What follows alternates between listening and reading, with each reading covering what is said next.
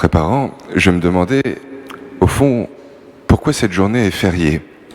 Qu'est-ce qu'il y a de si important dans l'Ascension?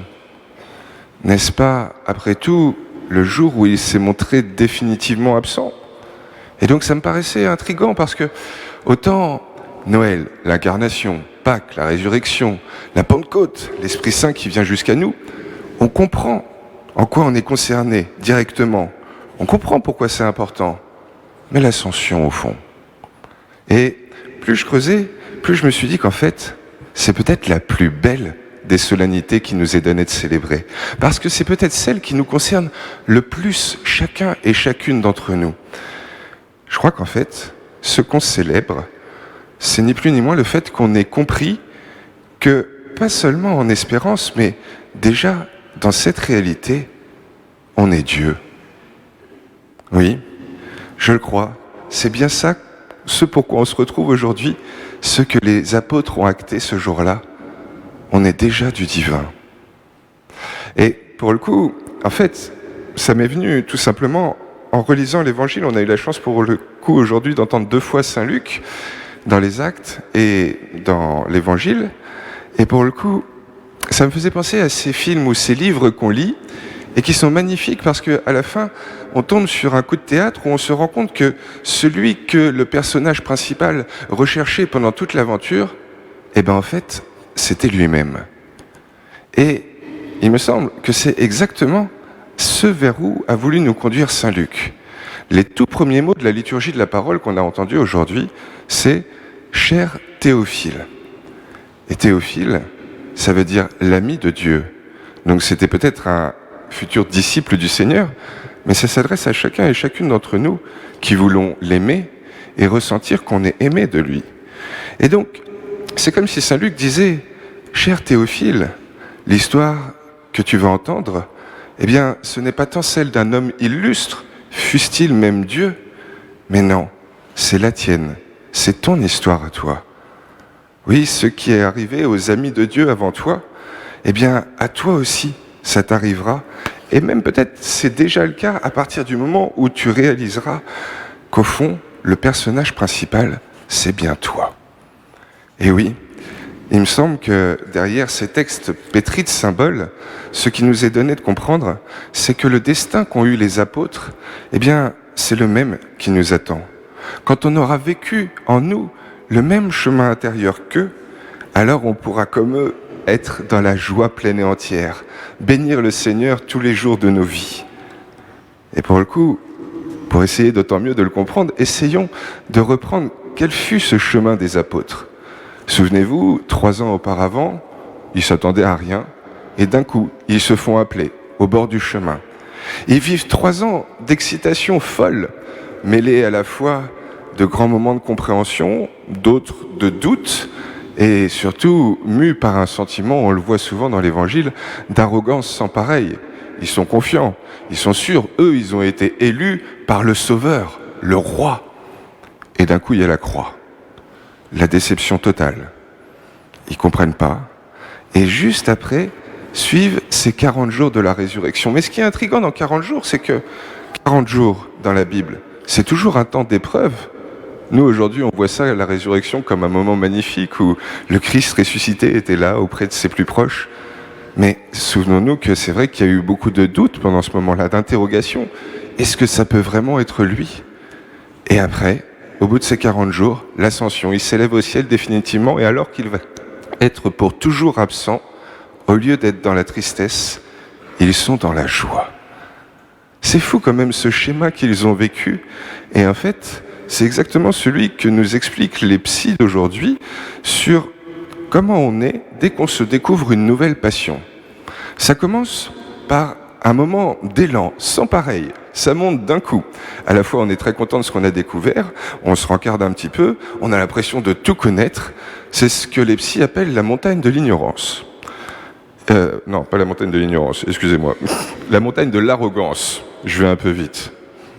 La montagne de l'arrogance. Mais justement, s'ensuit tout de suite après une chute vertigineuse, faite de doutes, d'incompréhension, de remise en question. Et là, pour le coup, c'est la vallée de l'ignorance.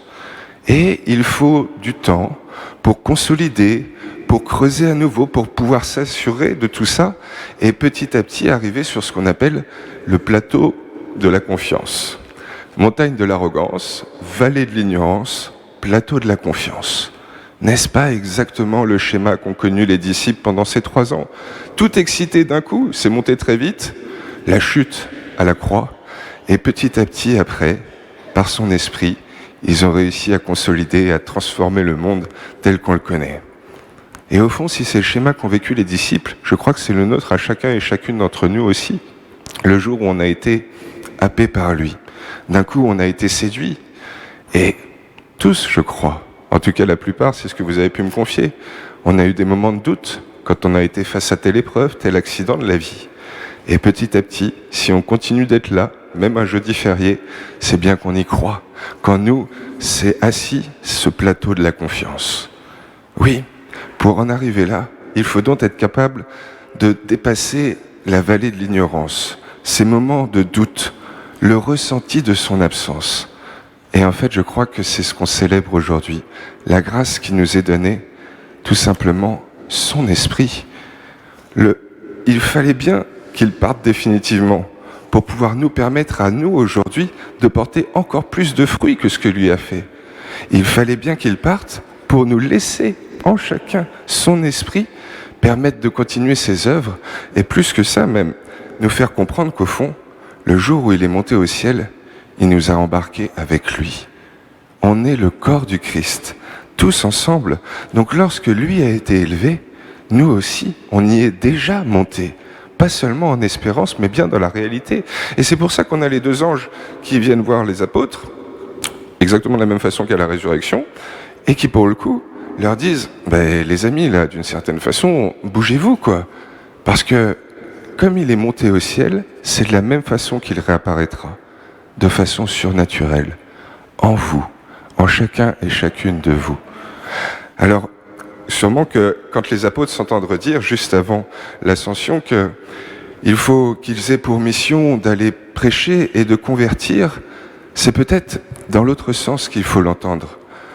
Au fond, il faut qu'ils montrent le chemin qui s'est fait à l'intérieur d'eux-mêmes pour que d'autres puissent être touchés par ce témoignage, croire, avoir confiance qu'ils peuvent le vivre eux-mêmes et se rendre compte qu'ils sont déjà eux aussi une part de Dieu. Oui, c'est parce qu'ils ont compris qu'ils étaient habités de l'Esprit, qu'ils étaient déjà au ciel, que, au fond, ils se sont rendus compte que oui, tous leurs péchés étaient pardonnés, que leur cœur s'est automatiquement d'une certaine façon converti. Et comment? Juste parce qu'il était ressuscité, celui qu'ils appelaient Jésus-Christ.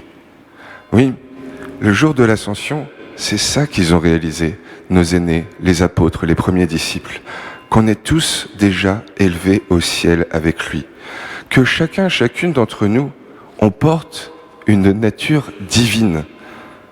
Et pour le coup, si on est déjà de Dieu, qu'est-ce qu'on pourrait vouloir faire d'autre que de vivre comme lui, sans peur, sans souci, dans le bien parfait, dans la joie et la bénédiction. Bénédiction, je vous rappelle que ça veut dire vouloir le bien des autres. Les 2 caractéristiques de la fin de l'évangile qu'on a entendu aujourd'hui. Oui, c'est bien ça ce à quoi on est appelé, ni plus ni moins que de vivre comme lui, sans peur et sans souci, confiant de la nature qui habite aujourd'hui nos cœurs. Parce que c'est sûrement par ce témoignage-là, et seulement celui-là, qu'on pourra petit à petit répandre son esprit dans le cœur des autres et faire en sorte que tout le corps du Christ soit au ciel, pour un éventuel demain au paradis, mais déjà dès aujourd'hui. Alors ce qu'on fête aujourd'hui, bien sûr, c'est l'ascension du Seigneur, mais il me semble la nôtre aussi. L'évangile qu'on a entendu, cette histoire qui nous a été lue, c'est celle du Seigneur, mais il me semble la nôtre aussi. Nous sommes, grâce à Jésus-Christ, déjà du ciel, avec lui, déjà divins, nous aussi. Et peut-être juste soyons-en conscients, vivons de cette grâce sans pareille qui nous est donnée, parce que c'est ça qui nous rendra rayonnants aux yeux des autres et qui permettra qu'à travers nous, nombreux soient ceux qui puissent encore ainsi être confiants et qu'on en profite tous dès à présent.